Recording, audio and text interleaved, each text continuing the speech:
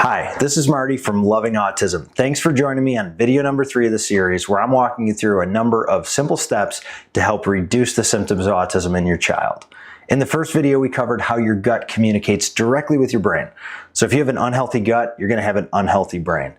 And that the majority of people with AST have a bacteria imbalance in their gut, which creates chronic inflammation inside of their body. And how that inflammation puts pressure on the brain and intensifies or even creates behaviors and symptoms of ASD. Now in the second video, we debunked 2 different myths. Myth number 1 is that the food our children eat doesn't have an effect on the symptoms of autism. And myth number 2 is that healthy foods can't be harmful. If you haven't finished watching the first and second videos, make sure that you do now, as the information builds and stacks on each other one by one. And for those of you who don't know by now, my son was diagnosed with autism shortly before his 3rd birthday, and the doctors told me there was nothing I could do to help him. I saw him in pain, and I refused to believe there was nothing I could do. I dedicated all my time, resources, researching and finding ways to help my son reach his potential. And along that journey, I discovered a system backed by science to help heal the underlying dysfunction of autism and help heal my son.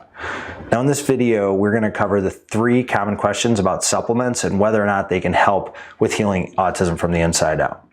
So the question number 1 is, can supplements help with the symptoms of autism? Question number 2 is, are all supplements created equal? And question number 3, should I try multiple supplements at the same time? Now that said, let's jump into the number 1 question I hear from people all the time is, can supplements help with the symptoms of autism? There have been thousands of studies, including clinical data, case reports, describing supplements in children with autism. In fact, if you go to Google Scholar and do a quick search, there are over 27,000 of them. And although every child is different, there are some common areas of biological dysfunction that supplements can really help.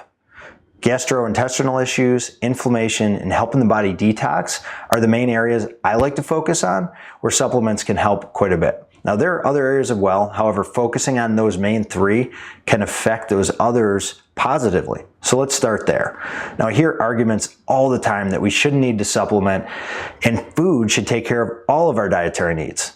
The idea that you can get all of your nutrients from food is fine in theory, but virtually impossible in practice.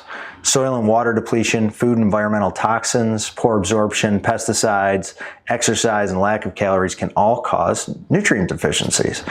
And there's evidence that consuming nutrients from food is more beneficial than supplements, which is why you should focus first on getting that nutrient-rich diet. However, it's rarely enough anymore.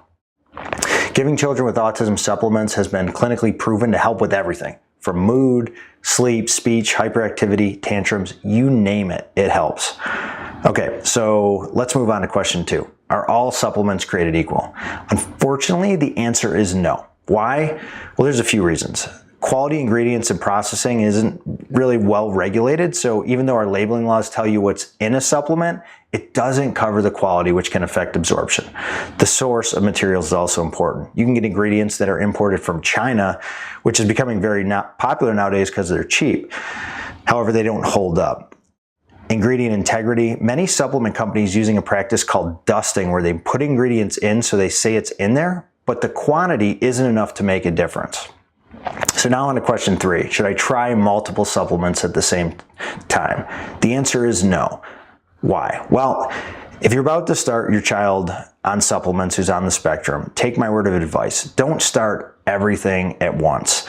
If you have a list of supplements that you want to start, whether it's 3, 5, 10, my recommendation is to start one at a time, particularly in the beginning of any type of program. And the reason is many kids on the autism spectrum are very, very sensitive, physically, mentally, and emotionally. So if you start everything at once and you get any type of adverse reaction, you're not going to know which one's causing it. So a good rule of thumb is to introduce a new supplement every 1 to 2 days, because that'll give you enough time to see if the one that you're introducing is causing the issues. I also recommend parents get a little notebook calendar where they can mark down the day that they started the supplement and keep notes as to what they observed.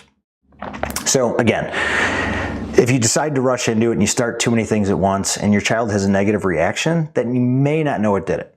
So be patient, start one thing at a time, and you'll have a much greater success in the long term using supplements to help your child.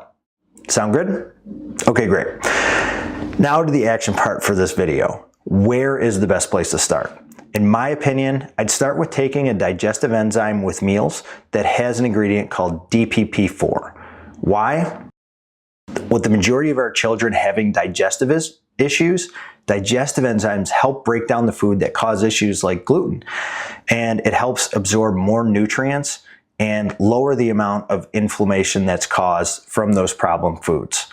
It's pretty simple, right? Remove wheat, eat organic, avoid as much processed food as possible, and take proper supplementation to support and accelerate results. Now, it's simple, but it's not easy. I never lie or sugarcoat this when I speak to parents. This isn't an easy thing to do, but here's what I say, and here's what I know from experience. As challenging as it can be, it's a hell of a lot easier than watching your child's symptoms get worse, seeing them fall further behind their peers, and staying isolated and anxious doing things with your child that give you joy. I can only speak for myself, but nothing has been more difficult than that for me. So when it came down to spending an extra $2.25 on organic meat, remembering to give my son a daily supplement, and learning how to cook meals that tasted good without wheat, I didn't hesitate, and I hope you don't either. Thank you for watching this video, and please let me know if there's anything I can do to help. Take care.